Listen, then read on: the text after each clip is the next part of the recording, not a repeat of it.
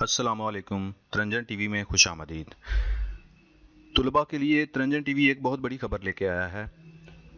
इससे पहले कि हम खबर को आपके साथ शेयर करें, तरंजन टीवी को सब्सक्राइब करें और साथ ही बेल आइकन को प्रेस करें। ख़वातीन व हज़रात, वज़ीर तालीम सिंध सैयद गनी ने ऐलान करते हुए कहा है कि पहली से लेकर 10वीं जमात तक के तमाम बच्चों को अगली क्लास में प्रमोट करेंगे।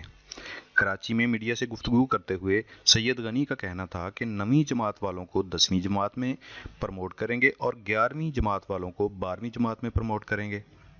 उनका कहना था कि 9वीं से 10वीं में जाने वाले बच्चे बगैर किसी तनासब के प्रमोट होंगे, जबकि 11वीं से 12वीं जमात में जाने वाले बच्चे भी गैर किसी तनासब के प्रमोट होंगे।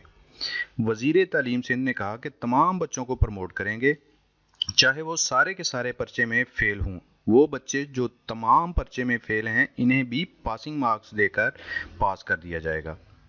उन्होंने कहा कि बच्चे जब 10वीं और 12वीं के इम्तहानात देंगे तो रिज़ल्ट बनाएंगे।